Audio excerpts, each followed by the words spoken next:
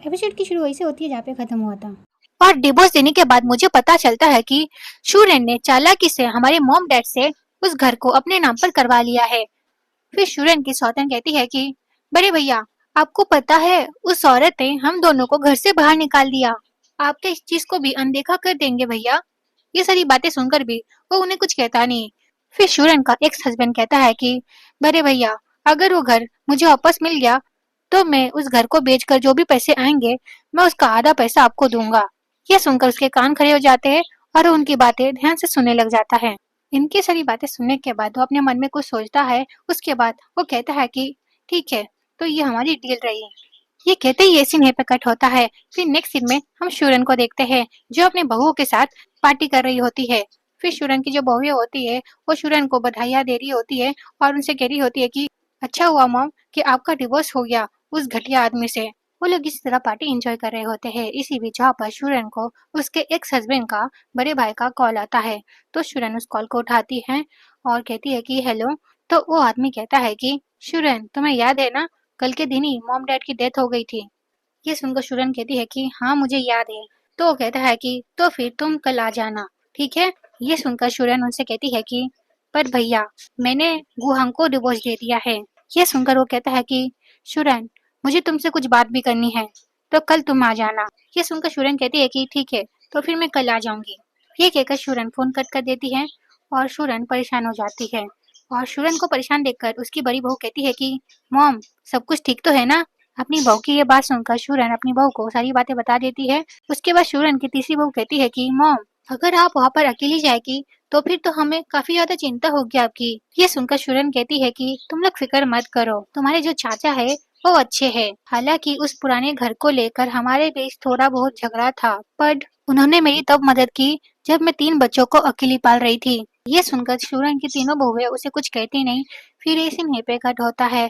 फिर next scene में हम शूरन के एक्स हस्बैंड को देखते हैं जो अपने मॉम डैड से कह रहा होता है कि मॉम डैड, आज मैं अपनी वाइफ और अपने बेटे के साथ आपसे मिलने के लिए आया हूँ। ये कहकर वो झुक जाता है उनके सामने। फिर शूरन की सौतन अपने मन में सोचती है कि शूरन, तुमने इस गू फैमिली को 30 सालों तक संभाला तो क्या हुआ, आखिर में तो मैं इस फैमिली की मेंबर बनी गई। फिर शूरन का एक्स हस्बैंड अपने भाई से कहता है कि भैया, इससे मिलिए, ये मेरा बेटा है, इसका नाम गू हाउ है। फिर ये कहता है कि हेलो अंकल। फिर ये अपने बेटे की काफी ज्यादा तारीफी करने लग जाता है और वो कहता है कि अब मेरा बेटा चेयरमैन बन चुका है गू कंपनी का। ये सुनकर वो कहता है कि ग्रेट, तुम तो काफी अच्छा कर रहे हो बेटा। ये सुनकर तो इसे काफी ज्यादा अच्छा लग रहा होता है। ये लोग इसी तरह बात कर ही रहे होते हैं। इसी बीच वहाँ पर शूरन आ जाती है और शूरन अपने एक्स हस्बैंड को वहाँ पर देखकर कहती है कि तुम यहाँ पर क्या कर रहे हो, हाँ। शूरन का ऑफर देखकर वो लोग उसके पास जाते हैं। उसके बाद शूरन की सौतन कहती है कि तुमने अब इसे डिवोर्स दे दिया है और इसी वजह से हम माता पिता को सम्मान देने के लिए आए हैं हमारी कंप्लीट फैमिली के साथ। फिर शूरन का एक हस्बैंड शूरन से कहता है कि शूरन, अब तुम हमारी गु फैमिली की कोई भी नहीं लगती, समझी तुम। तो फिर तुम चुपचाप से वो घर हमें वापस कर दो। इनकी ये फालतू बातें सुनने के बाद शूरन कहती है कि अच्छा, अब तुम लोग उस घर के बारे में सोच रहे हो। ये सुनकर उसका एक्स हस्बैंड कहता है कि वो घर हमेशा से गु परिवार का था, समझी तुम। ये सुनकर शूरन कहती है कि गु हाँ, तुम्हारे मॉम डैड तुम्हारा इंतजार करते करते मर गए, पर तुम्हें इस चीज से कुछ भी फर्क पड़ा क्या, हाँ। तुम तो शहर में खुशी खुशी रह रहे थे। क्या तुमने कभी भी अपने बुरे माता पिता के बारे में सोचा है, हाँ। ये सुनकर वो आगे कुछ कह पाता इससे पहले शूरन कहती है कि नहीं, तुम्हें तो कभी भी उनकी याद नहीं आई और इसीलिए उन्होंने मरने से पहले वो घर मेरे नाम कर दिया। फिर शूरन की सौतन कहती है कि तुम्हारे 3 बच्चे हैं, पता नहीं किसके, और तुम्हें फिर भी गु परिवार की प्रॉपर्टी चाहिए, हाँ। सच में कितनी ज्यादा बेशर्म हो तुम, तुम्हारे अंदर थोड़ी सी भी शर्म नहीं है। उसकी सारी बातें सुनने के बाद शूरन कहती है कि मेरे बेटों के नाम पर कुछ भी मत बोलो, समझी। ये सुनकर वो कहती है कि क्यों, मैंने कुछ गलत कहा क्या। उसके बाद वो शूरन से उसका बैग ले लेती है और उसमें से एक फोटो निकालते हुए कहती है कि बड़े भैया, इस फोटो को देखिए, क्या मैं कुछ गलत बोल रही हूँ। इस फोटो को देखने के बाद वो शूरन से कहता है कि मुझे लगा था कि वो बच्चे वुहांग के हैं, इसलिए मैंने तुम्हारी मदद की थी, पर किसने सोचा होगा कि मैं तो दूसरे के बच्चे की हेल्प कर रहा था। ये सुनकर शूरन कहती है कि भैया, आपको कोई गलतफहमी हो गई है। इतना वो कही पाती है कि इसी बीच वो कहता है जब मैं शहर गया था तभी मैंने तुम्हारे घर पर किसी आदमी को आते जाते हुए देखा था। ये सुनते शूरन कहती है कि आप लोग कुछ भी मत बोलिए, ठीक है ना। ये सुनते ही ये अपने जेब से फोन निकालता है और उसे एक फोटो दिखाते हुए कहता है कि अब तुम इसके बारे में क्या कहना चाहोगी? हाँ। शूरन कुछ आगे कह पाती इससे पहले उसका हस्बैंड उसे खींच कर एक थप्पड़ मारता है। फिर शूरन उन सबसे कहती है कि इस एक फोटो से क्या पता चलता है? हाँ।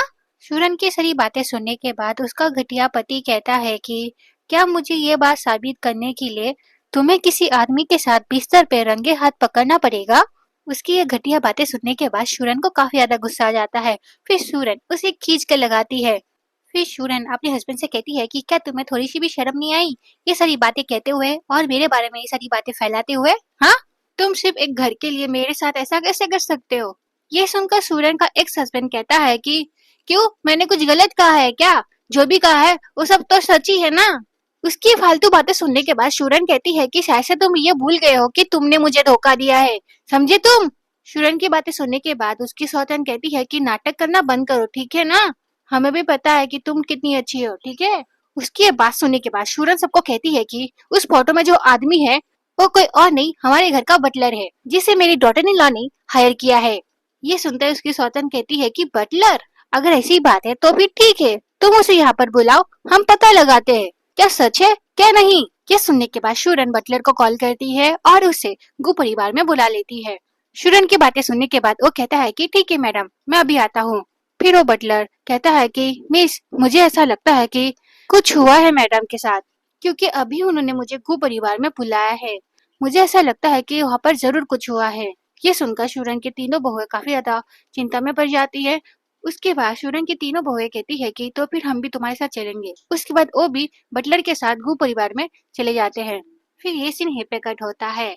फिर नेक्स्ट सीन में हम शूरन को देखते हैं जो अपने हस्बैंड को देखती है और काफी ज्यादा इमोशनल हो जाती है। फिर वो अपने हस्बैंड से कहती है कि गुहांग, वो 3 बेटे तुम्हारे और मेरे हैं, समझे तुम?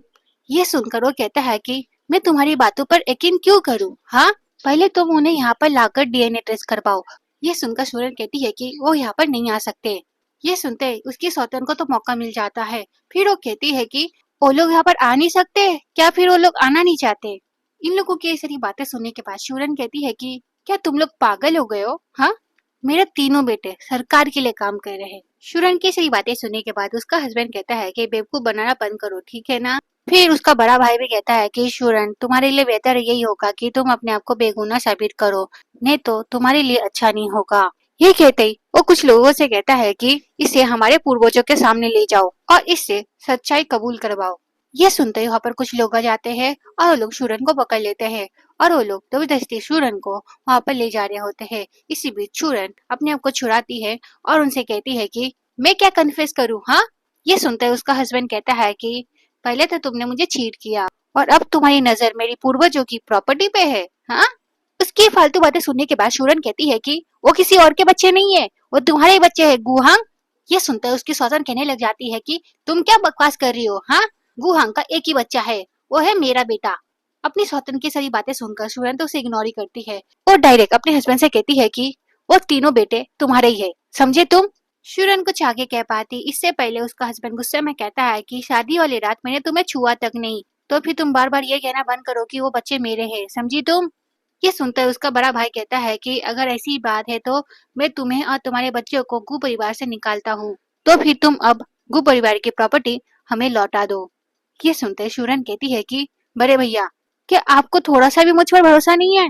वो ये सारी बातें कह रही होती है। इसी बीच उसका हस्बैंड कहता है कि इस प्रॉपर्टी पेपर में साइन करो।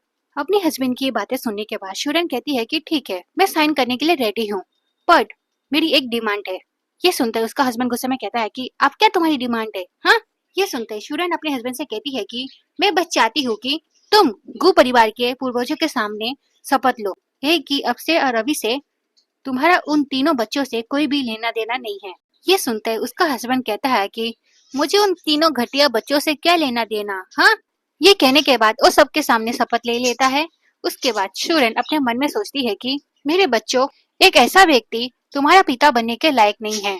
फिर शूरन अपने हस्बैंड से कहती है कि गुहांग, अगर एक दिन तुम्हें उन तीनों बच्चों की पहचान पता चल जाए तो मुझे आशा है कि तुम्हें इसका पछतावा नहीं होगा। ये सुनते ही शूरन का हस्बैंड शूरन के पास जाता है और उससे घमंड में कहता है कि तुम टेंशन मत लो, मुझे कभी भी इस बात का पछतावा नहीं होगा, समझी तुम? इसकी सारी बातें सुनने के बाद शूरन पुरानी बातों को याद करने लग जाती है। उसके बाद शूरन अपने हस्बैंड से कहती है कि मैं सच में एक अंधी थी।